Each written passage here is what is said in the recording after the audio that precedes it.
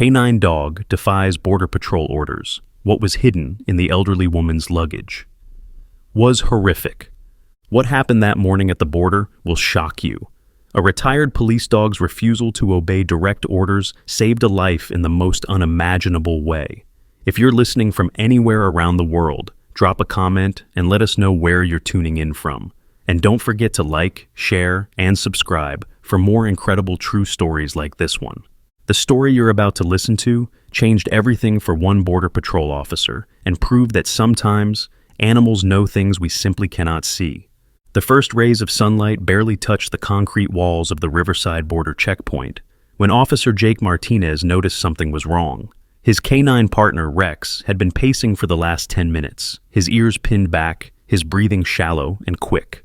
Rex wasn't just any dog. He was an 11-year-old German Shepherd who had served 8 years on active duty before being temporarily brought back from retirement 3 weeks ago when the checkpoint faced a staff shortage. "Easy, boy," Jake whispered, running his hand along Rex's neck. The dog's fur was damp with sweat despite the cool morning air. "What's got you so worked up?" Rex had always been different from other canines. While most dogs would bark and alert their handlers to suspicious activity, Rex had this unsettling way of going completely silent when something was truly dangerous. He would freeze, lock his eyes on the threat, and refuse to move until his handler took notice. It was a trait that had saved lives before, but this morning, Jake couldn't see anything that warranted such behavior. The checkpoint was unusually quiet for a Tuesday.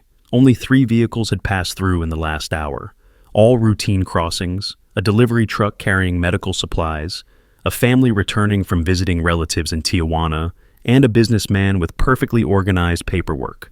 Nothing that should make Rex act like he was staring death in the face. "Martinez," Sergeant Davis called from the main inspection booth.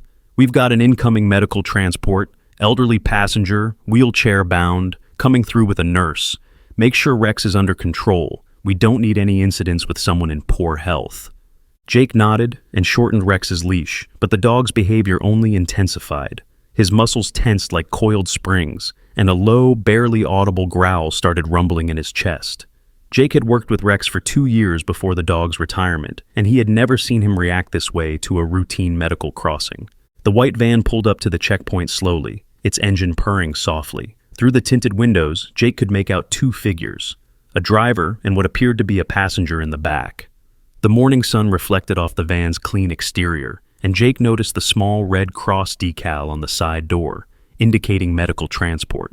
As the van came to a complete stop, Jake felt Rex's entire body go rigid beside him. The dog's eyes were fixed on the vehicle with an intensity that made Jake's skin crawl. Rex's breathing had become so shallow, it was almost inaudible, and his paws were pressed firmly against the ground, as if he was preparing to either attack or defend. The driver's door opened, and a woman in pale blue scrubs stepped out. She was in her mid-30s, with dark hair pulled back in a neat ponytail and a warm smile that immediately put Jake at ease. Her name tag read Elena, and she moved with the confident, gentle manner of someone who had spent years caring for others. "Good morning, officer," Elena said pleasantly, her voice carrying a slight accent that Jake couldn't quite place. "I have Ms. Rose Campbell with me. She's 78 years old, recovering from hip surgery, and we're transporting her to see her daughter in San Diego. All her medical documents and identification are ready for inspection." Jake returned her smile and nodded professionally, but Rex's growling intensified.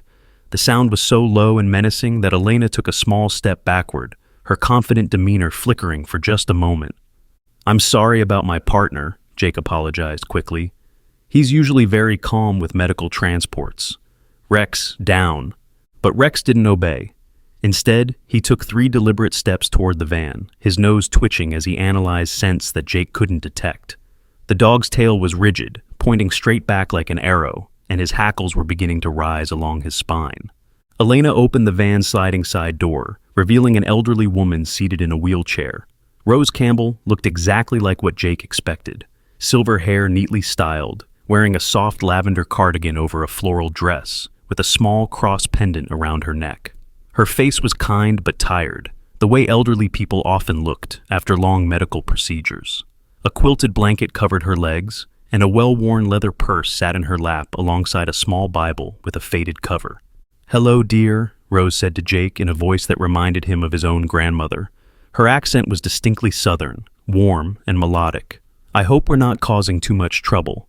Elena here has been such a blessing, taking care of me through this whole ordeal." Jake felt his professional instincts soften at the sight of this frail, sweet woman. But Rex's reaction became even more pronounced. The dog was now practically vibrating with tension, his eyes locked not on Rose herself, but on something else, the large suitcase secured behind her wheelchair. "No trouble at all, ma'am," Jake replied kindly. "We just need to do a routine inspection of your belongings and verify your documentation. It should only take a few minutes."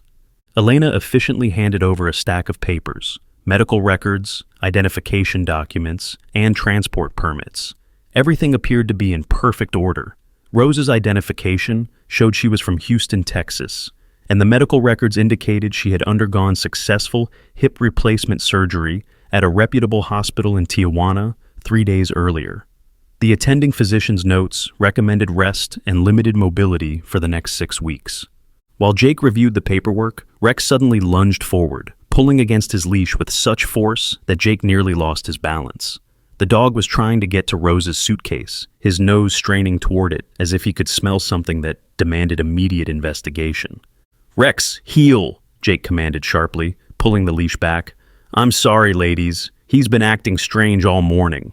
But Rex wasn't finished. He planted his feet and refused to move away from the van, his entire focus centered on that suitcase. His breathing had become rapid and shallow, and small tremors were running through his legs. Signs Jake recognized as extreme stress or excitement, the kind Rex only displayed when he detected something significant. Rose looked genuinely concerned about the dog's behavior. "Oh my, is he all right? He seems quite distressed. I hope there's nothing wrong with him." "He's fine, ma'am," Jake assured her, though privately he was becoming increasingly puzzled by Rex's behavior. Sometimes working dogs have off days. "Let me just take a quick look at your luggage, and we'll have you on your way." Elena wheeled Rose's chair slightly to the side so Jake could access the suitcase. It was an older model, brown leather with brass corners, the kind that suggested years of travel and careful use. The weight seemed appropriate for a week-long hospital stay, not too heavy, not suspiciously light. Jake opened the suitcase methodically, following standard inspection protocol. The contents appeared completely normal. Neatly folded clothing appropriate for an elderly woman recovering from surgery, comfortable shoes, toiletries in a clear plastic bag, prescription medications with proper labels, and several paperback romance novels. There was also a small jewelry box, a packet of letters tied with a blue ribbon, and a framed photograph of what appeared to be Rose with a younger woman, presumably her daughter. But Rex's agitation only increased as Jake handled the items. The dog was now whimpering softly, a sound Jake had only heard him make once before, 3 years ago, when they had discovered something that still gave Jake nightmares. "Everything appears to be in order," Jake said, beginning to repack the suitcase. But as he lifted the stack of clothing to place it back in position, Rex suddenly broke free from his restraint. The dog moved faster than Jake had ever seen him move, even in his younger days. Rex jumped up and placed his front paws on the edge of the suitcase, his nose diving towards something Jake hadn't noticed, a small gap between the suitcase's main compartment and what appeared to be the bottom lining. "Rex, no!" Jake shouted, grabbing for the dog's collar, but Rex had already begun pawing at the gap, his claws scratching against fabric and something harder underneath. Elena stepped forward quickly. "Officer, please control your dog. You're frightening Ms. Campbell, and she's been through enough stress with her surgery." Jake looked at Rose, who had indeed gone pale, and was gripping her purse tightly against her chest. Her breathing had become shallow, and she was staring at Rex with what looked like genuine fear. "I'm so sorry," Jake said, finally managing to pull Rex away from the suitcase. "This is completely unprofessional. Let me just finish up here and get you folks on your way." But as Jake tried to smooth down the disturbed clothing in the suitcase, his fingers encountered something that shouldn't have been there. Beneath what appeared to be the normal fabric lining of the suitcase bottom, there was something firm and angular. It felt like a small box or container, carefully hidden beneath a false bottom that was so well constructed it was nearly invisible. Jake's training kicked in immediately. He had encountered hidden compartments before, usually containing drugs or small contraband items. But given Rex's extreme reaction, this felt different, more serious, more dangerous. "Ma'am," Jake said carefully, his voice taking on a more official tone, I'm going to need to conduct a more thorough inspection of this suitcase. There appears to be an additional compartment that needs to be examined." The change in both women was immediate and dramatic. Elena's warm smile vanished, replaced by a look of nervous confusion. "Additional compartment? I don't understand. This is just Ms. Campbell's personal luggage. She's a sick, elderly woman who just wants to see her daughter." Rose's reaction was even more telling. The color drained completely from her face, and her hands began trembling so violently that she nearly dropped her purse. For a moment, Jake saw something in her eyes that didn't match the sweet, frail grandmother persona, a flash of calculation, of sharp intelligence, of something that looked remarkably like fear. I don't know what you mean," Rose stammered, her southern accent becoming more pronounced. "That's just an old suitcase I've had for years. Maybe the lining is just worn or something." But Rex knew better. The dog had positioned himself directly in front of the wheelchair, his body blocking any potential exit, his eyes still locked on that suitcase with unwavering focus. His breathing had calmed slightly, but Jake could see the dog's muscles were still coiled, ready for action. Jake looked more carefully at the suitcase's construction. What he had initially mistaken for wear and tear in the lining was actually masterful craftsmanship. Someone had created a false bottom so seamless that it would pass casual inspection, but Rex's nose had detected whatever was hidden beneath it. "Ladies, I'm going to need to ask you to step out of the van while I conduct a full inspection," Jake said, his hand moving instinctively to his radio. "This is now an official secondary screening." Elena's composed demeanor cracked entirely. "Officer, this is ridiculous. We have a schedule to keep. Ms. Campbell has a medical appointment in San Diego this afternoon. You can't just detain us because your dog is having behavioral problems." "The dog isn't having behavioral problems," Jake replied firmly. "He's doing his job, and right now, his job is telling me that there's something in this suitcase that needs immediate attention." Rex, as if understanding that his handler was finally taking him seriously, sat down but maintained his vigilant watch over the suitcase. His ears were pricked forward, his eyes alert, and Jake could see the dog's nose still twitching slightly as he continued to analyze scents. Jake radioed for backup and additional inspection equipment. Within minutes, 2 more officers arrived, along with Sergeant Davis and a portable X-ray scanner. The situation had escalated from a routine medical transport inspection to a full investigation, and Jake could see that both Elena and Rose were becoming increasingly agitated. "This is harassment," Elena protested as the officers set up their equipment. "We're transporting a sick woman for legitimate medical care. You have no right to treat us like criminals." But Jake was no longer listening to her complaints. He was focused on Rex, who had never been wrong about hidden dangers in 8 years of active service. If Rex said there was something in that suitcase that needed attention, then Jake was going to find out exactly what it was. As the portable X-ray scanner was wheeled into position, Jake noticed something else that bothered him. Rose had been unusually quiet since his announcement of a secondary screening. For someone who was supposedly just an innocent elderly patient, she seemed remarkably composed now that her initial shock had passed. Her trembling had stopped, and she was watching the proceedings with the kind of calculated attention that didn't match her sweet grandmother act. The X-ray technician powered up the scanner and positioned the suitcase for imaging. Within moments, the screen displayed an image that made everyone present go completely silent. The suitcase did indeed have a false bottom, and what was hidden beneath it was something none of them had expected to find in an elderly woman's luggage. But that discovery would only be the beginning of uncovering a truth so disturbing that it would change how Jake looked at every border crossing for the rest of his career. Rex had been trying to tell him something important, and Jake was about to learn just how catastrophic it would have been if he hadn't finally listened to his partner. The X-ray image showed something that made Sergeant Davis curse under his breath. Hidden beneath the false bottom of Rose's suitcase was a rectangular object about the size of a small tablet, along with what appeared to be several vials and a bundle of fabric that didn't match anything in the main compartment. But it was the fourth item that made Jake's blood run cold, a small cylindrical object that looked remarkably like the sedative injectors used in veterinary medicine. "We need to open that compartment now," Sergeant Davis ordered, his voice tight with authority. "Clear the area of all non-essential personnel." Elena immediately stepped forward, her medical credentials giving her a false sense of authority.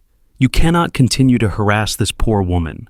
She's been through major surgery, and this stress could cause serious complications. I'm documenting this entire incident for my report to the medical transport company."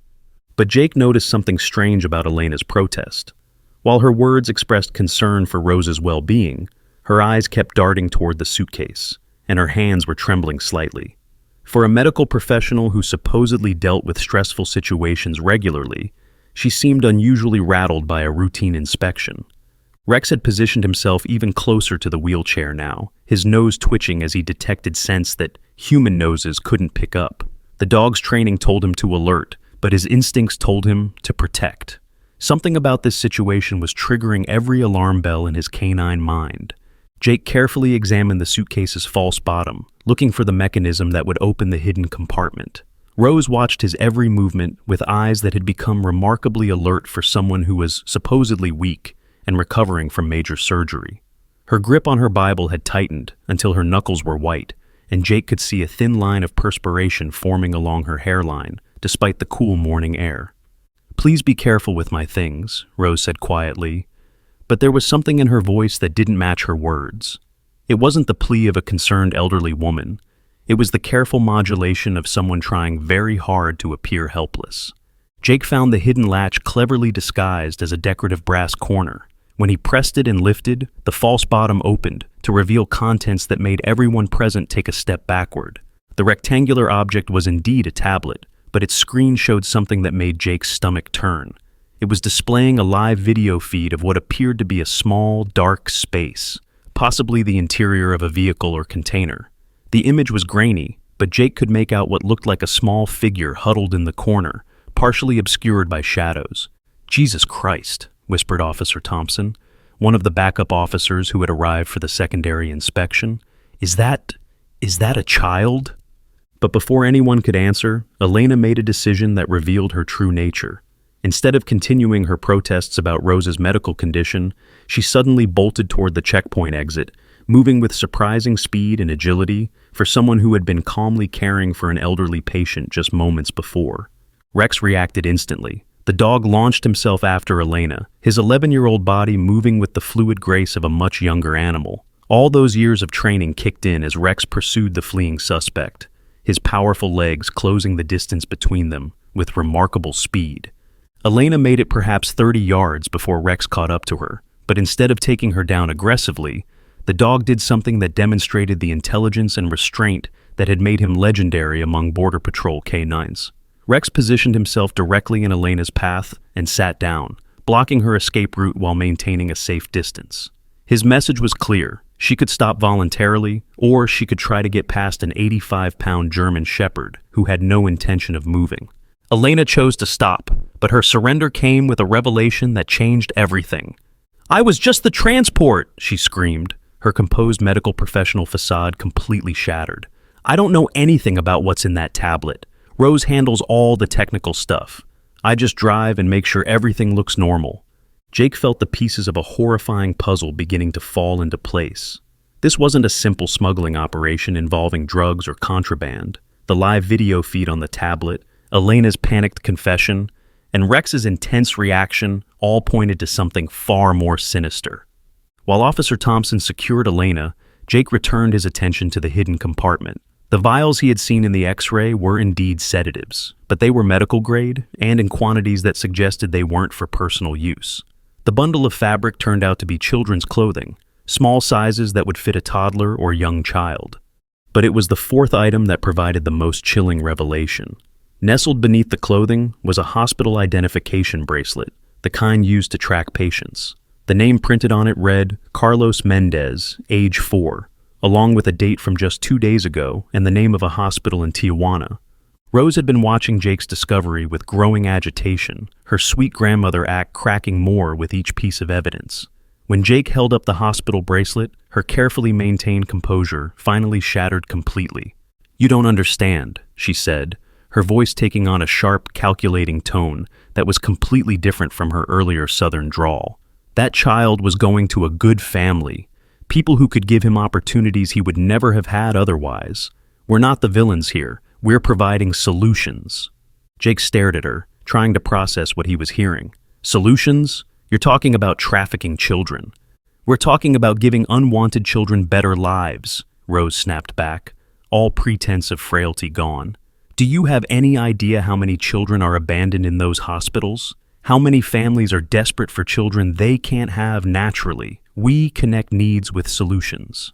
The tablet continued streaming its live feed, and Jake realized with growing horror that whoever was in that video was probably nearby.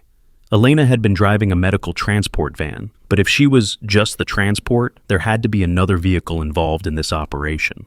"Where is Carlos?" Jake demanded, moving closer to Rose's wheelchair. "Where is the child whose bracelet you're carrying?"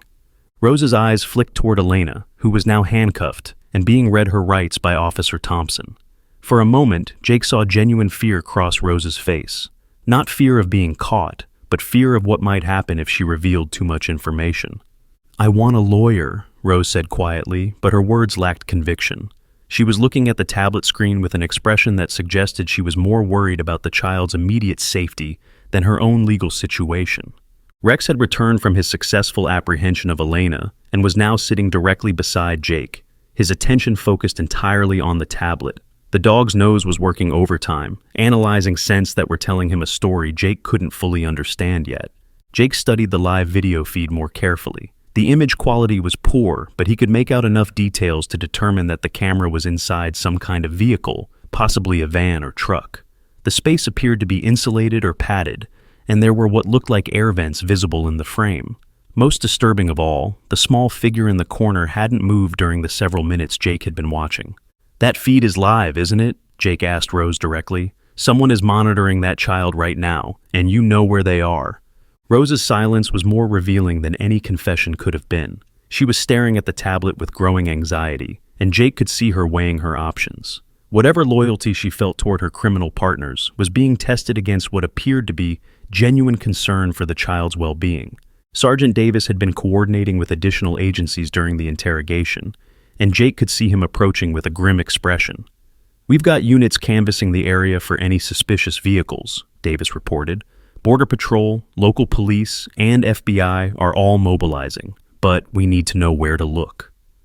The tablet suddenly emitted a soft beeping sound, and Jake saw Rose's face go pale. A text message had appeared on the screen. "Status update required. Confirmed delivery schedule." "Someone's waiting for confirmation from you," Jake realized. "They expect you to check in, don't they? And when you don't..." Rose's composure finally broke entirely. "You don't understand the timeline," she whispered. "If they don't hear from us within the next hour, they move to secondary protocol. That means..." She trailed off, but Jake could see the implication in her expression. Whatever secondary protocol meant, it wasn't good for the child currently visible on that video feed. "It means what?" Jake pressed. "What happens to Carlos if you don't check in?" "They eliminate the evidence," Rose said so quietly that Jake had to strain to hear her. "They can't risk exposure, so they make sure there's nothing left to find." The weight of her words hit Jake like a physical blow. This wasn't just about rescuing a kidnapped child. It was about preventing a murder. And the clock was ticking. Rex seemed to understand the urgency as well. The dog had moved closer to the tablet and was now staring at the screen with the same intense focus he had shown toward the suitcase. His nose twitched as he analyzed the visual information, and Jake could see the dog's mind working to process what he was seeing. "Rex knows something," Jake realized aloud. "He's not just detecting scents from the suitcase anymore. He's analyzing the video feed." Dogs couldn't process visual information the same way humans could, but Rex's years of training had taught him to associate certain environmental markers with specific locations.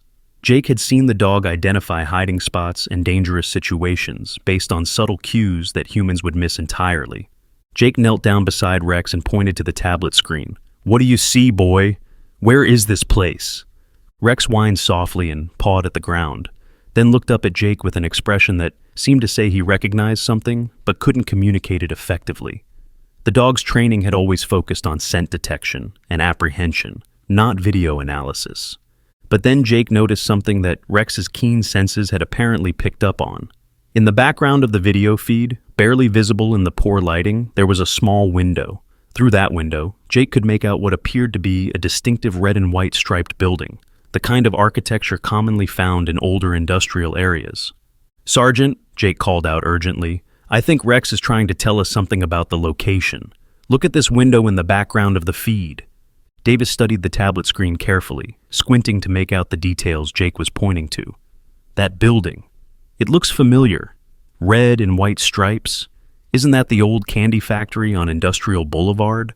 The one that's been abandoned for about 5 years? Jake felt a surge of hope. That's less than 2 miles from here. If they're using the old factory as a holding location, we could have units there in minutes. But Rose's expression suggested they might not have minutes to spare. She was staring at the tablet with growing panic, and Jake could see her internal struggle playing out across her face. "There's something else you need to know," Rose said suddenly. "The people running this operation, they don't take chances. If they think the location has been compromised, they have protocols in place to clean up quickly." "Clean up?" Jake demanded. "You mean murder a 4-year-old child?" "I mean they don't leave witnesses," Rose replied, her voice barely above a whisper. "And that includes anyone who might be able to identify them later." The tablet beeped again, and another message appeared. "No response received. Initiating contingency measures in 30 minutes. Jake felt his blood turn to ice. Whatever contingency measures meant, it was clear that Carlos had less than half an hour before something terrible happened to him. "We need to move now," Sergeant Davis declared, already reaching for his radio to coordinate the response. "All available units to the Industrial Boulevard factory. This is now a potential child endangerment situation with an active timeline." But as officers began mobilizing for what could be a rescue operation, Rex did something that stopped everyone in their tracks. The dog suddenly stood up, walked over to Rose's wheelchair, and gently placed his head on her lap. It wasn't an aggressive gesture. It was almost comforting, as if the dog could sense her internal conflict and was offering her a chance to do the right thing. Rose looked down at Rex with tears forming in her eyes.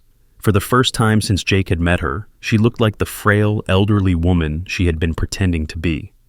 "His name isn't Carlos," she whispered, stroking Rex's fur with trembling hands. "His real name is Diego, and he's not an orphan. He was taken from his mother 6 days ago." What Rose revealed next would transform this from a rescue operation into something far more complex and dangerous than anyone had imagined. The truth about Diego's kidnapping was just the beginning, and Rex somehow knew that the worst revelations were yet to come. "Diego's mother is Dr. Carmen Vasquez," Rose continued, her voice breaking as she spoke. "She's a pediatric surgeon at Hospital San Miguel in Tijuana. 3 weeks ago, she started asking too many questions about children who were disappearing from the orphanage ward. Children who were supposed to be transferred to other facilities but never arrived at their destinations." Jake felt his stomach drop as the pieces of this nightmare began falling into place. "She was investigating you?" "She was investigating everyone," Rose replied, tears now flowing freely down her cheeks. Carmen noticed that certain children, always the ones with no family visitors, no one asking questions about them, would be marked for transfer and then simply vanish from all records. She started documenting everything, taking photos, copying files. Rex remained close to Rose, his presence somehow encouraging her to continue revealing the truth. The dog's intuitive understanding of human emotional states had always been remarkable, and Jake could see that Rex sensed Rose's genuine remorse. "Carmen became dangerous to our operation," Rose continued. "She had evidence that could have brought down the entire network. So, my partners decided to send her a message she couldn't ignore. They took her son," Jake said, the horror of the situation becoming clear.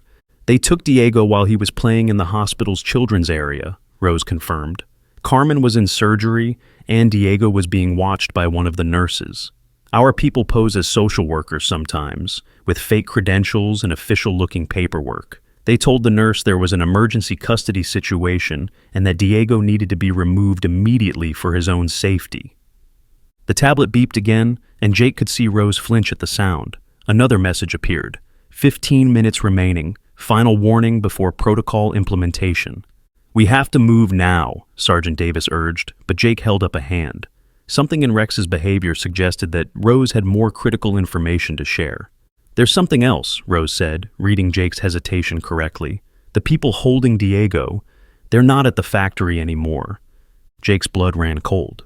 "What do you mean?" "The factory was just a temporary holding location. They move children every 6 hours to prevent exactly this kind of rescue operation. Diego was scheduled to be transferred to the final location 30 minutes ago." "Then why is the tablet still showing a live feed?" Jake demanded. Rose's face crumpled with guilt and fear. Because they're using him as bait now. They know something went wrong when Elena and I didn't check in. The feed is being transmitted to make sure we see what happens if we don't cooperate. Jake stared at the tablet screen with growing dread. The small figure in the corner hadn't moved in the entire time they'd been watching, and now Jake realized why. Diego wasn't just being held captive. He was unconscious, probably drugged to keep him docile during transport.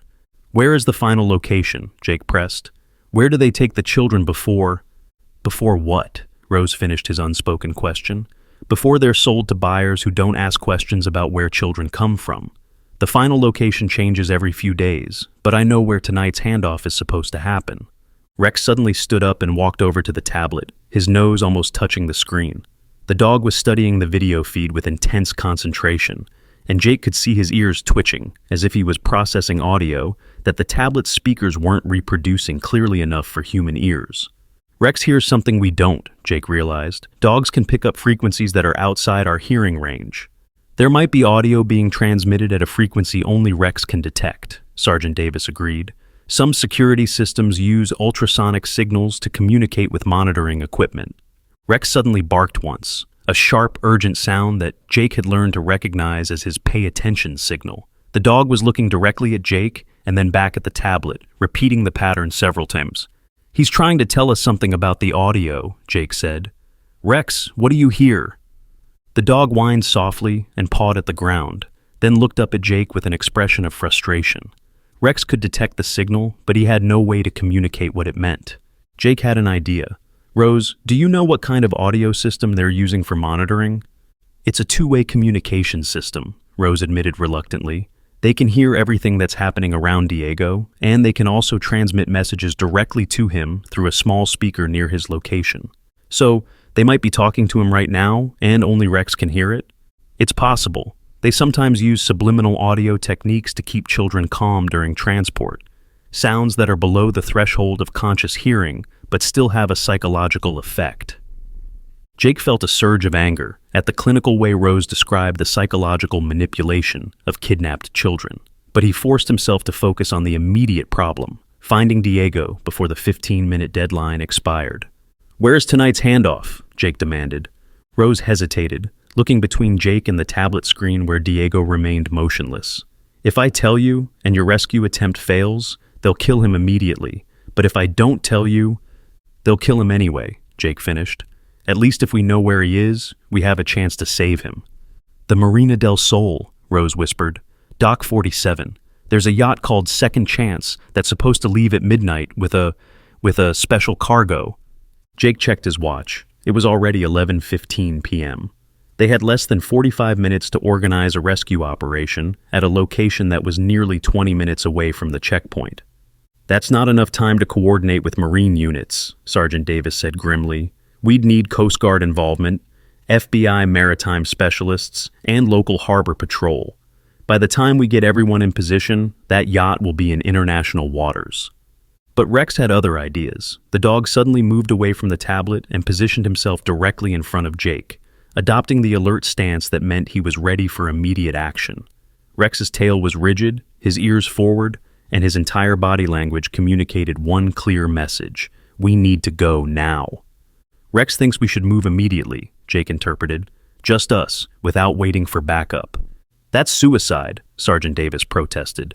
We don't know how many people are involved in this operation or what kind of weapons they might have. You and Rex can't take on an entire criminal network by yourselves. But Jake was remembering something from Rex's service record, something that made the dog uniquely qualified for exactly this type of situation. 3 years ago, Rex had been part of a water rescue operation where he had successfully located and retrieved a drowning child from a harbor during a nighttime storm. The dog's swimming ability and water rescue training were legendary among canine units. Rex has maritime rescue experience, Jake said. If we can get close enough to that yacht, he might be able to get aboard and locate Diego while I provide distraction or backup. Rose looked up at Jake with something approaching hope in her eyes. There's something else that might help. The yacht has a specific layout that I've seen before. It's not just a pleasure craft. It's been modified for transporting cargo that needs to be kept quiet and secure. You mean it's specifically designed for trafficking? Jake said bluntly. The sleeping quarters have been converted into holding cells, Rose confirmed. Soundproof, climate-controlled, with monitoring equipment and medical supplies to keep cargo in stable condition during transport. Jake felt sick at the euphemistic language, but he forced himself to focus on the tactical information. How many people typically crew a vessel like that?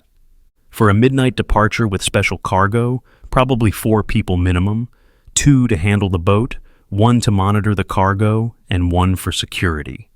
Rex was now pacing back and forth in front of Jake, his agitation increasing as the minutes ticked by. The dog's internal clock seemed to be telling him that time was running out, and his training demanded immediate action. The tablet beeped one final time, and a new message appeared that made everyone's blood run cold. Final deadline reached, implementing permanent solution in 5 minutes. "They're going to kill him," Rose gasped. "In 5 minutes, they're going to kill Diego and dispose of his body."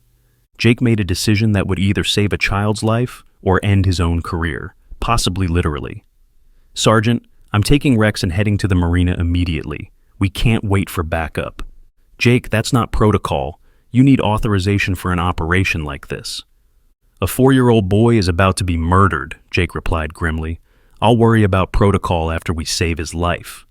Rex was already moving toward Jake's patrol vehicle, his training telling him that when his handler made a decision to pursue, immediate action was required. The dog's confidence in Jake's judgment was absolute, and that trust was about to be tested under the most dangerous circumstances either of them had ever faced. As Jake and Rex prepared to leave the checkpoint, Rose called out one final piece of information that would prove crucial to their mission. "Jake, the yacht's security system has a vulnerability. There's an emergency access hatch on the port side, near the stern. It's designed to be opened from the outside in case of maritime emergencies, but you need to know the access code." "What's the code?" Jake asked urgently. 4729. It's the same code they use for all their modified vessels. But be careful. The hatch triggers an internal alarm when opened. You'll have maybe 30 seconds before they realize someone has boarded the yacht. Jake nodded and climbed into his patrol vehicle, with Rex beside him. As they pulled away from the checkpoint, Jake could see the marina lights in the distance, and he realized that everything in his and Rex's training had led to this moment. But neither Jake nor Rex could have anticipated what they would discover aboard the yacht Second Chance, or how many other children's lives hung in the balance of their rescue attempt. The tablet in Rose's hands showed Diego's location, but what Jake was about to uncover would reveal that Diego was just one victim in a trafficking network that spanned multiple countries and involved people in positions of power that no one would suspect. Rex's nose twitched as they drove toward the marina, and Jake knew the dog was already processing scents and sounds that would guide their rescue mission. But even Rex's extraordinary senses couldn't prepare them for the shocking truth about who was really behind Diego's kidnapping, and why his mother's investigation had made her such a dangerous threat to people with everything to lose. Will Jake and Rex reach Diego in time, or are they walking into a trap that could cost multiple lives? What do you think awaits them on that yacht? The drive to Marina del Sol took exactly 18 minutes, with Jake pushing his patrol vehicle to speeds that would have been reckless under any other circumstances. Rex sat in the passenger seat, his nose pressed against the window, already analyzing the salt air and maritime scents that would guide their approach to the yacht. The dog's breathing was controlled but rapid, indicating he understood the urgency of their mission. As they approached the marina, Jake killed his headlights and radioed his position to Sergeant Davis. "Approaching Dock 47. No sign of activity yet, but we're still 3 minutes before the deadline." "Jake, backup is en route," Davis's voice crackled through the radio. "FBI Maritime Unit and Coast Guard are mobilizing, but they're at least 15 minutes out." "We don't have 15 minutes," Jake replied grimly. According to Rose's timeline, Diego has less than 2 minutes before they implement their permanent solution. Jake parked his vehicle in a shadowed area between 2 warehouses that provided a clear view of Dock 47. Through his binoculars, he could see the yacht Second Chance, moored at the far end of the pier. The vessel was larger than he had expected, at least 60 feet long, with multiple decks and enough space to house the sophisticated trafficking operation Rose had described. What immediately caught Jake's attention was the unusual amount of activity aboard the yacht. Instead of the 4 crew members Rose had mentioned, Jake could count at least 6 people moving around the deck, and their movements suggested they were preparing for immediate departure rather than waiting for a midnight schedule. "They know something's wrong," Jake muttered to Rex. "They're moving up their timeline." Rex's ears perked up at Jake's voice, but the dog's attention was focused on something else entirely. Rex was staring intently at the yacht, his nose working overtime to process scents that were carried on the evening breeze. Suddenly, Rex whined softly and placed his paw on Jake's arm, a signal they had developed to indicate that he had detected something significant. "What is it, boy?" Jake whispered. "What do you smell?" Rex's response was to move toward the driver's side door, indicating he wanted to get closer to the source of whatever scent had caught his attention. Jake trusted Rex's instincts completely, but approaching the yacht directly would expose them to whoever was watching from the vessel. Jake studied the marina layout through his binoculars, looking for an approach route that would keep them concealed until the last possible moment. The dock system was arranged in a series of parallel piers, with boats moored on both sides. If they could move along the adjacent pier and then cross over at the last moment, they might be able to reach the emergency access hatch Rose had mentioned without being detected. "Okay, Rex," Jake whispered. "We're going to do this quietly. No barking, no running until I give you the signal. This is stealth mode." Rex's ears flattened slightly against his head, indicating he understood they were switching to silent approach tactics. The dog's training included extensive work in covert operations, and Jake had seen Rex move through hostile environments with the silence and precision of a shadow. They made their way down to the waterfront, using parked vehicles and storage containers for cover. Jake could hear voices from the yacht now, though he couldn't make out specific words. The tone suggested urgency and possibly disagreement among the crew members. As they reached the adjacent pier, Rex suddenly froze and looked directly at Jake with an expression of intense alertness. The dog had detected something that demanded immediate attention, and Jake followed Rex's gaze toward the yacht's stern section. Through the yacht's windows, Jake could see the faint glow of electronic equipment, monitors, communication devices, and what appeared to be medical equipment. But it was the sound that Rex had detected that made Jake's blood run cold. Even with his limited human hearing, Jake could now make out the faint sound of a child crying. Diego was awake, and he was terrified. "We move now," Jake whispered to Rex. "Emergency protocols." They crossed from the adjacent pier to Dock 47, moving in a low crouch that kept them below the sight lines of anyone watching from the yacht's deck. Rex moved like liquid shadow, his paws making no sound on the wooden dock planks. As they approached the yacht's stern, Jake could see the emergency access hatch Rose had described. It was positioned exactly where she had said it would be, but Jake noticed something that hadn't been mentioned. The hatch was equipped with both an electronic lock and a manual backup system. Jake entered the code Rose had provided, 4729. The electronic lock disengaged with a soft click, but Jake hesitated before opening the hatch. Once they were aboard, there would be no turning back. They would be committed to a rescue operation that could easily turn into a hostage situation if anything went wrong. Rex looked up at Jake with absolute trust and confidence. The dog's expression seemed to say, "We've trained for this. We can do this. That child needs us now." Jake opened the emergency hatch as slowly and quietly as possible. The internal alarm Rose had warned about was silent for the first few seconds, giving them a brief window to get aboard before their presence was detected. The yacht's interior was exactly as Rose had described, a floating prison designed to transport human cargo with maximum security and minimum detection. The original passenger areas had been converted into a series of small, soundproof compartments, each equipped with monitoring equipment and life support systems. Rex immediately went to work, his nose leading them through the yacht's narrow corridors toward the source of the scents he had been tracking. The dog moved with purpose and confidence, following an olfactory trail that was invisible to Jake, but clear as a highway to Rex's trained senses. They found Diego in the third compartment they checked. The 4-year-old boy was conscious but groggy, clearly under the influence of mild sedatives designed to keep him docile without causing permanent harm. He was sitting on a narrow bunk, clutching a small stuffed animal that Jake realized must have been taken from his mother's hospital. Diego looked up at Jake and Rex with the kind of confusion that comes from trauma and chemical disorientation. But when Rex approached him slowly and gently nuzzled his hand, Diego's face lit up with the first genuine smile Jake had seen since beginning this investigation. "Perrito," Diego whispered in Spanish, using the diminutive form of dog that suggested he was familiar with and loved animals. Rex seemed to understand that Diego needed comfort as much as rescue. The dog positioned himself close to the boy, offering his warmth and presence while Jake assessed Diego's condition and planned their escape route. But their rescue attempt was about to become significantly more complicated. The internal alarm that Rose had warned about finally activated, filling the yacht with a piercing electronic wail that would alert everyone aboard to their presence. Jake heard heavy footsteps above them as crew members responded to the security breach. "Secure the cargo!" a voice shouted from somewhere above. "We've got boarders!" Jake realized they had perhaps 30 seconds before armed people would be coming down to the compartment level. He needed to get Diego mobile and ready to move, but the boy was still too disoriented from the sedatives to walk quickly or follow complex instructions. Rex made the decision for all of them. The dog gently took hold of Diego's shirt with his teeth and began guiding the boy toward the corridor, using the same technique Rex had been trained to use for guiding injured people to safety. But as they reached the corridor, Jake heard something that made his heart stop. Multiple voices were coming from the direction of the emergency hatch they had used to board the yacht. Their escape route had been discovered and was probably being guarded.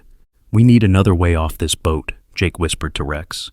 The dog's ears swiveled as he processed the sounds around them, analyzing the positioning of crew members and identifying potential alternate routes. Rex had memorized the yacht's layout during their approach, and his spatial memory was guiding him toward what he hoped would be a safer exit. Rex led them deeper into the yacht, away from the voices and footsteps that were getting closer to their position. Jake followed, carrying Diego when the boy's legs became too unsteady to support him reliably. They found themselves in what appeared to be the yacht's main cargo hold, and what Jake saw there made him realize that Diego wasn't the only victim they needed to worry about. The hold contained evidence of a trafficking operation that was far larger and more sophisticated than anything Rose had described. There were multiple small compartments similar to the one where they had found Diego, along with medical equipment, communication devices, and files that appeared to document dozens of previous operations. But most shocking of all, there were indications that other children had been held in this same location very recently. Rex's nose was working overtime, analyzing scents that told a story of multiple victims and ongoing criminal activity. The dog's agitation was increasing, and Jake could see that Rex was processing information that was deeply disturbing even by his professional standards. How many other children? Jake wondered aloud, looking at the evidence around them. But they didn't have time to conduct a thorough investigation. The voices above them were getting closer, and Jake could hear crew members conducting a systematic search of the yacht's lower levels. Rex suddenly alerted to something at the far end of the cargo hold. The dog had found what appeared to be another access point, not an emergency hatch like the one they had used to board, but what looked like a maintenance opening that connected to the yacht's engine compartment. "Smart dog," Jake whispered. "The engine compartment should have direct access to the water line." But getting to that access point meant crossing the cargo hold in full view of anyone who might be watching from the upper levels. Jake would have to make a choice between stealth and speed, and with Diego's condition limiting their mobility, speed might be their only option. Jake picked up Diego and prepared to make a run for the maintenance access. But before he could move, Rex did something that demonstrated the depth of his training and intelligence. The dog moved to a position where he could see the upper-level access points and took on a guard stance that indicated he would watch for threats while Jake and Diego moved to safety. They made their dash across the cargo hold with Rex maintaining overwatch. The dog's presence gave Jake confidence that they wouldn't be surprised by crew members approaching from above. The maintenance access led to the engine compartment as Jake had hoped, and from there they could see an opening that provided direct access to the water. It wasn't an ideal escape route.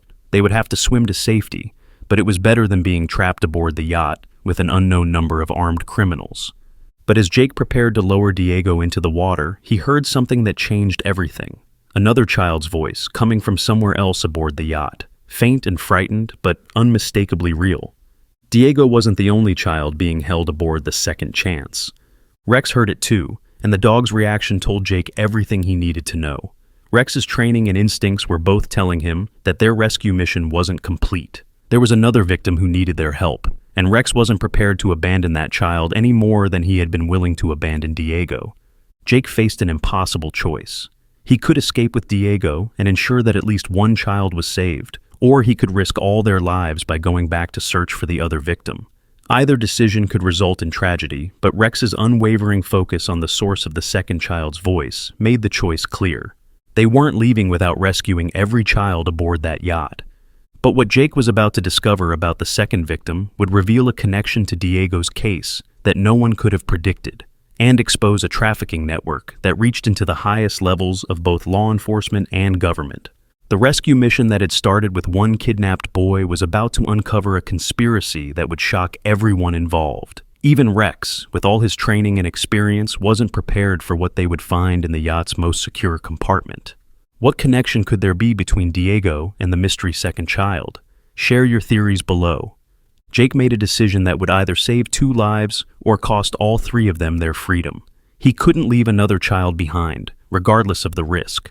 Rex seemed to understand his handler's choice immediately, moving back toward the yacht's interior with renewed purpose and determination. "Stay close to Rex," Jake whispered to Diego in Spanish. "He's going to keep you safe while we help the other niño." Diego, despite his sedated state, seemed to understand the gravity of the situation. He wrapped his small arms around Rex's neck, and the dog carefully supported the boy's weight while moving through the yacht's narrow corridors. The second child's voice had come from the upper level of the yacht, which meant they would have to move through areas where crew members were actively searching for them. Jake could hear at least 3 different voices coordinating a systematic sweep of the vessel, and their escape window was closing rapidly. Rex led them to a service stairway that provided access to the upper level without going through the main passenger areas. The dog's memory of the yacht's layout was proving invaluable, and Jake marveled at how Rex could navigate a complex environment he had only seen once, in darkness, while under extreme stress. As they climbed the narrow stairs, Jake could hear the second child more clearly. It was a girl's voice, younger than Diego, speaking in what sounded like a mixture of Spanish and English. Her words were broken by sobs, and Jake could hear the terror and confusion that came from being held captive by strangers. "Mama, where are you? I want to go home," the little girl was saying, her voice carrying the kind of heartbreak that only a very young child could express. Rex's ears flattened against his head as he processed the emotional distress in the child's voice. The dog's training had taught him to remain focused during rescue operations, but his natural empathy was being tested by the sound of a terrified child calling for her mother. They reached the upper level and found themselves in a corridor lined with what appeared to be more secure holding areas. These compartments were different from the one where they had found Diego. They had reinforced doors with electronic locks and observation windows that suggested they were designed for higher security containment. The girl's voice was coming from the compartment at the end of the corridor, but between them and that room, Jake could see 2 crew members standing guard. Both men were armed and appeared to be professionals rather than common criminals. Their positioning and alertness suggested military or law enforcement training. Jake realized they were facing a tactical situation that was beyond what he and Rex could handle through stealth alone. They needed a distraction that would draw the guards away from the girl's compartment without alerting the entire crew to their presence. Rex seemed to understand the problem as well. The dog was studying the guards' positions and behavior patterns, analyzing their movements for weaknesses that could be exploited. Jake had seen Rex do this before during training exercises, and he knew the dog was developing a plan. What Rex did next demonstrated the kind of tactical intelligence that had made him legendary among K9 units. The dog carefully positioned Diego in a secure alcove where the boy would be hidden from view, then moved to a position where he could observe both guards simultaneously. Rex waited until both guards were looking in the same direction, then deliberately knocked over a metal container in a side corridor. The noise was loud enough to get their attention, but not so dramatic that it would trigger a general alarm. "Check that out," one of the guards said to the other. "Probably just something that came loose during the search, but we need to be sure." Both guards moved toward the source of the noise, leaving the corridor temporarily unguarded. Jake seized the opportunity to move toward the girl's compartment, but what he found there would change his understanding of the entire trafficking operation. The little girl in the secure compartment was approximately 3 years old, with dark hair and large brown eyes that reminded Jake immediately of Diego. But it wasn't just a family resemblance. When Jake looked at her more closely, he realized she had the same distinctive facial features, the same expression patterns, even the same small birthmark on her left hand that he had noticed on Diego. "Diego?" the little girl said when she saw Jake approaching her compartment. "Where is Diego?" Jake felt his blood turn to ice as the implications hit him. This wasn't just another random victim of the trafficking operation. This little girl knew Diego personally, and her presence aboard the yacht suggested a connection that made their kidnapping far more than a simple crime of opportunity. "What's your name, sweetheart?" Jake asked gently through the observation window. "Sophia," she replied, tears streaming down her face. "I want my mama. I want Diego. Where is Diego?"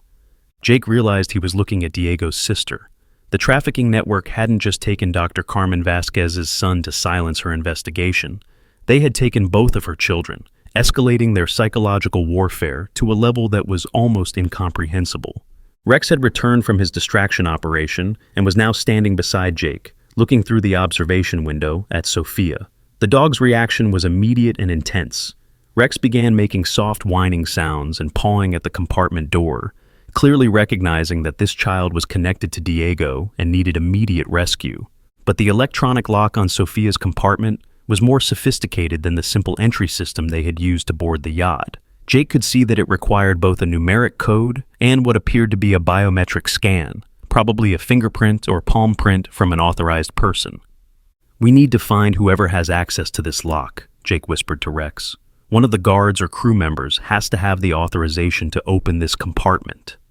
Before Rex could respond, they heard footsteps returning to the corridor. The guards had finished investigating the noise Rex had created and were coming back to their positions. Jake and Rex had perhaps 30 seconds to either hide or confront the guards directly. Jake made another split-second decision that would determine the outcome of their rescue mission. Instead of hiding, he positioned himself and Rex for a tactical engagement. They couldn't rescue Sophia without getting past the guards, and there was no longer time for subtle approaches. "Rex, take the one on the left," Jake whispered. "Standard apprehension, non-lethal force."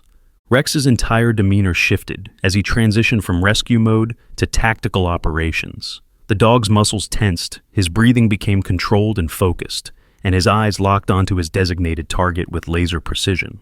When the guards rounded the corner and saw Jake and Rex in the corridor, their reaction was exactly what Jake had hoped for. Both men reached for their weapons, but their focus was split between Jake and the dog, giving Rex the opportunity to execute a perfect takedown.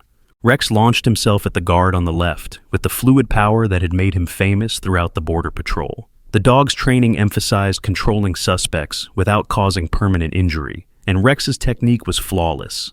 He took the guard down cleanly, pinning him to the floor, while Jake moved to secure the second guard. But the second guard was more experienced than Jake had anticipated. Instead of drawing his weapon, the man moved to trigger what appeared to be a silent alarm system mounted on the corridor wall.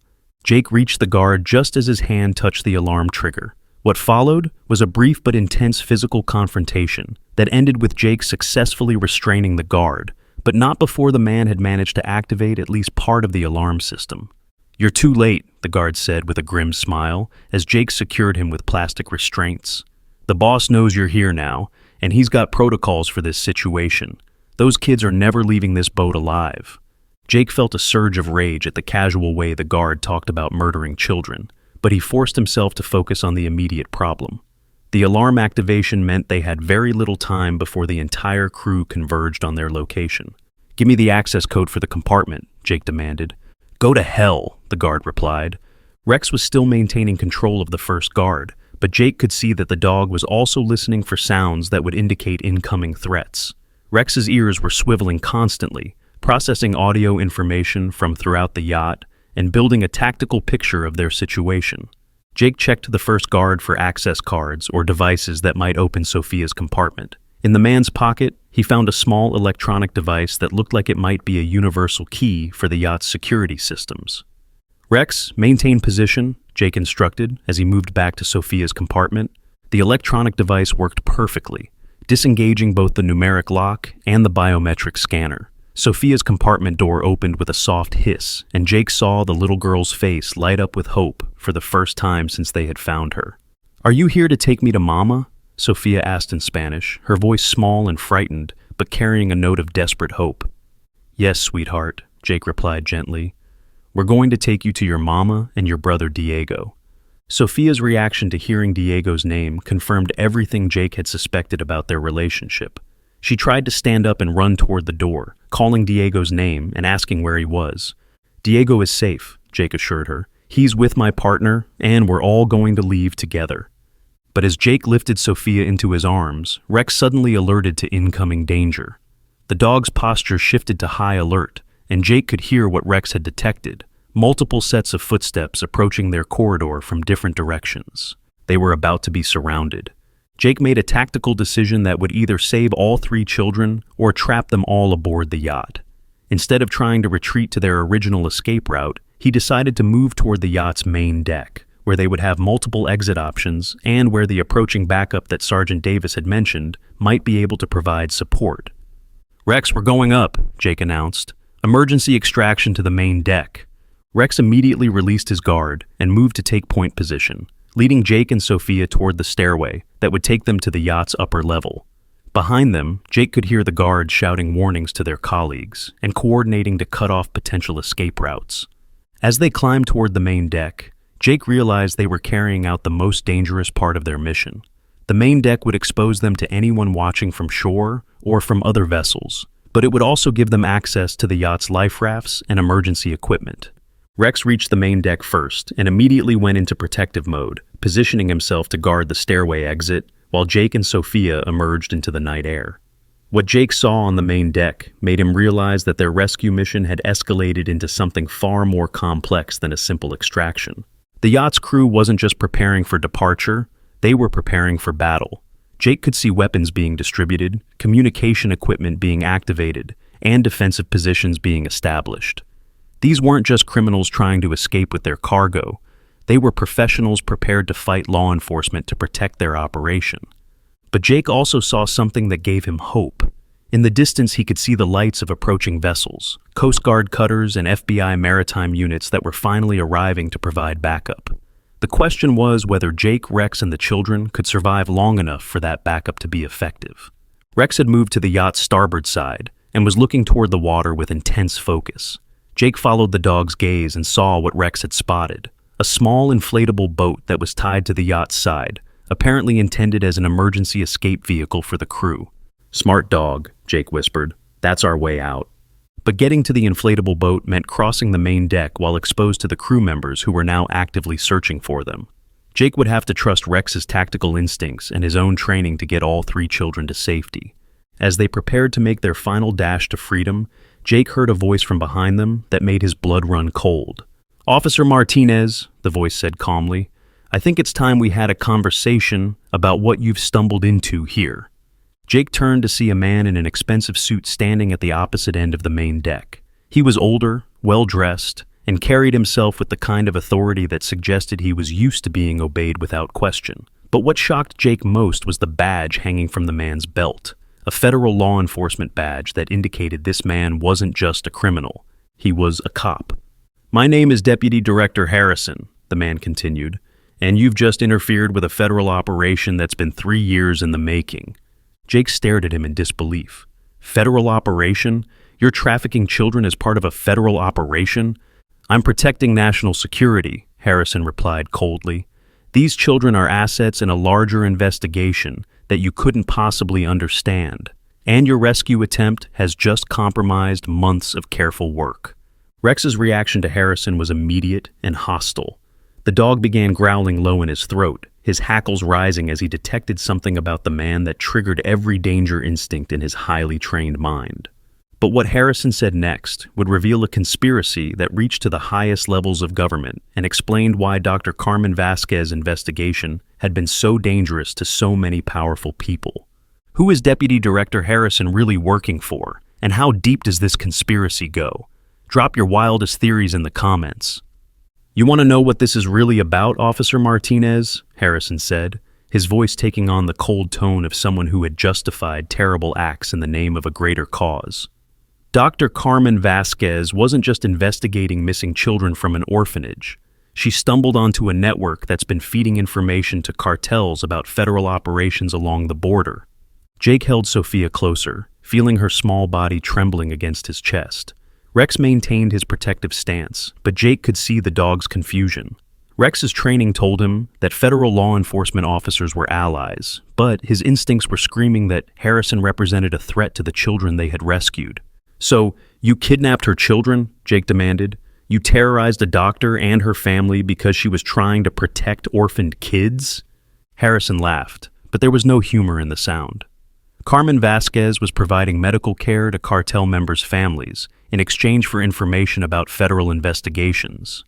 Those missing children she was so concerned about, they were being moved to safe locations because their parents were cooperating with our enemies. That's insane, Jake replied. Even if that were true, it doesn't justify trafficking children. Doesn't it? Harrison asked. When national security is at stake, when American lives are being put at risk by intelligence leaks, sometimes difficult decisions have to be made. Carmen's children were never going to be harmed. They were going to be relocated and given new identities until their mother could be properly dealt with. Rex's growling intensified, and Jake realized the dog was reacting to something beyond just Harrison's threatening presence. Rex was detecting scents and sounds that indicated more people were approaching their position on the main deck. The problem with your story, Jake said, backing toward the yacht's railing, where the inflatable boat was secured, is that I've seen the evidence of what you people actually do to children. This isn't about national security, this is about money and power. Harrison's composed facade finally cracked. You have no idea what you're talking about. You're a border patrol officer with a dog. I'm a federal deputy director with authority that goes far beyond your comprehension. But before Harrison could say more, Rex did something that changed the entire dynamic of their confrontation. The dog suddenly rushed toward Harrison, not to attack, but to position himself between the federal agent and something that Jake couldn't see yet. Rex had detected incoming threats that his human partner hadn't noticed. Crew members were approaching from multiple directions, preparing to surround Jake and the children. But Rex had also detected something else that would prove crucial to their escape. The approaching Coast Guard vessels were closer than Jake had realized, and Rex's exceptional hearing had picked up the sound of their engines and radio communications. Help was arriving, but they needed to survive the next few minutes to benefit from that backup. "Last chance, Martinez," Harrison said, drawing his service weapon. "Hand over the children and walk away. Tell your superiors you found them already dead when you boarded the yacht. I'll make sure you're rewarded for your cooperation." Jake looked at Harrison's weapon, then at Rex, then at Sophia's terrified face. Diego was still hidden below deck with the first guard they had secured, and Jake realized he was facing the most important decision of his career. "Rex," Jake said quietly, "Code 7. Code 7 was an emergency protocol they had developed during training. It meant that Rex should protect civilian lives at all costs, regardless of the threat to themselves. Rex's response was immediate and absolute. The dog launched himself at Harrison with the full force of his training and experience. But instead of a standard takedown, Rex executed a maneuver designed to disarm without permanently injuring, grabbing Harrison's gun hand and using his weight to throw the federal agent off balance. Harrison's weapon discharged harmlessly into the air as he fell, and the sound triggered responses from both the yacht's crew and the approaching Coast Guard vessels. Suddenly, the yacht was illuminated by spotlights from multiple directions as federal maritime units moved into position around the vessel. "This is the U.S. Coast Guard," a voice boomed through loudspeakers. "Stand down immediately and prepare to be boarded." But Harrison wasn't finished. As Rex maintained control of his gun hand, the corrupt federal agent reached for a backup weapon with his free hand. Jake realized that Harrison was prepared to kill everyone on the yacht, rather than allow his operation to be exposed. Sophia screamed as she saw Harrison's second weapon, and her cry seemed to trigger something primal in Rex. The dog's protective instincts overrode his training limitations, and Rex shifted his approach from disarmament to elimination of the threat. What happened next would be remembered in Border Patrol training courses for years to come. Rex executed a precise, controlled takedown that left Harrison unconscious but alive, while simultaneously positioning himself to shield Jake and Sophia from any potential gunfire from the yacht's crew. As Coast Guard personnel boarded the yacht from multiple points, Jake heard a sound that made his heart soar, Diego's voice calling for his sister from somewhere below deck.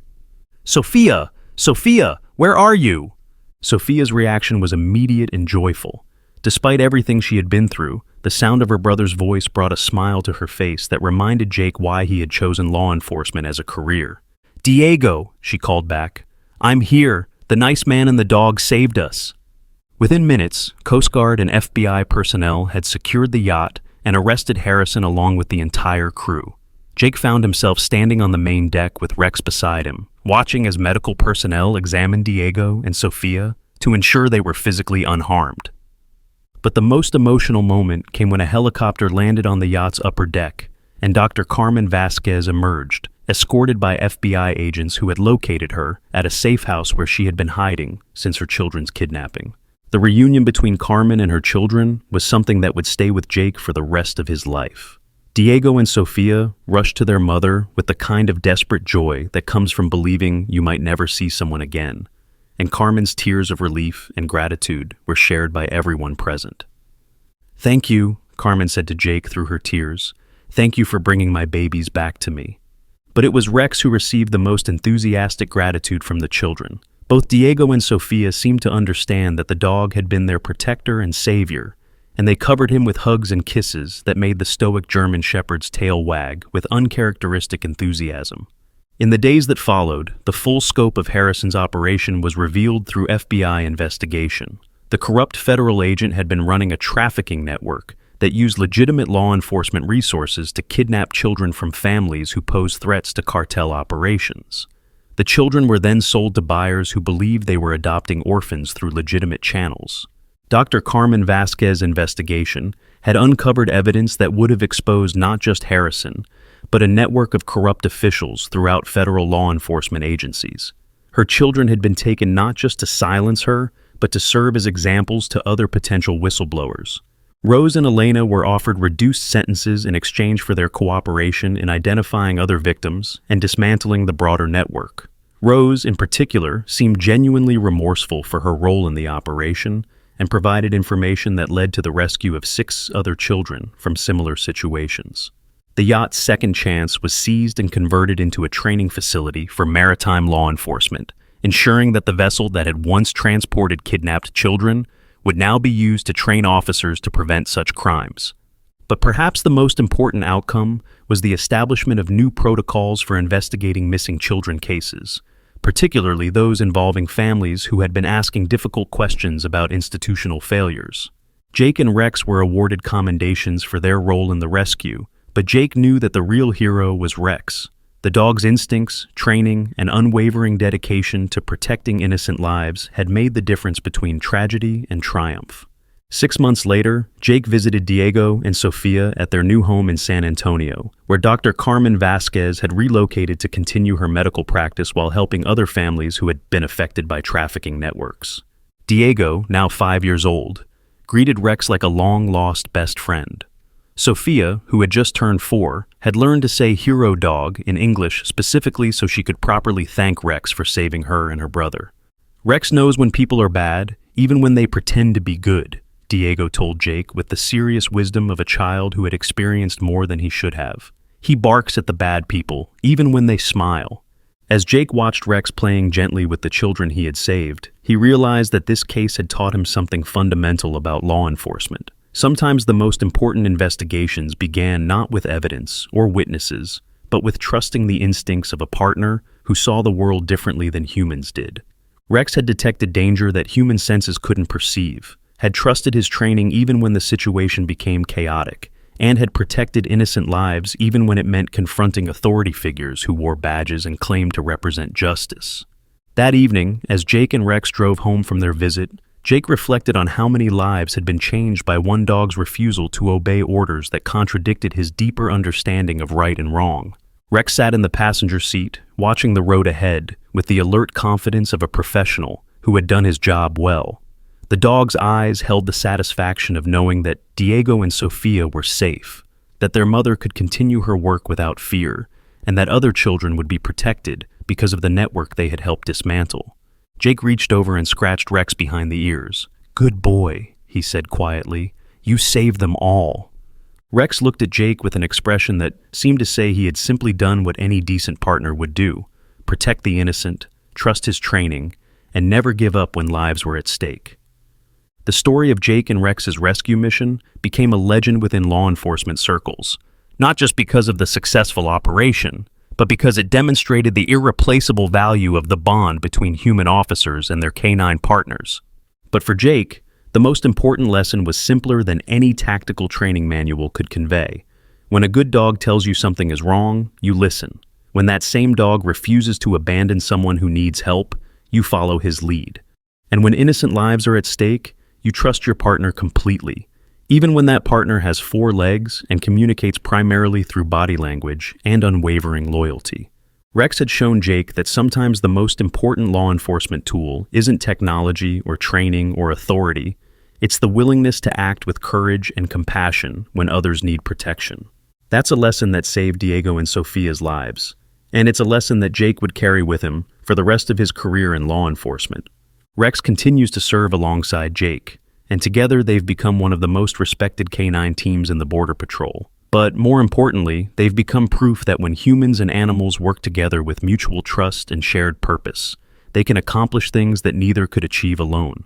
The bond between Jake and Rex, forged in training and strengthened through their shared commitment to protecting others, remains unbreakable.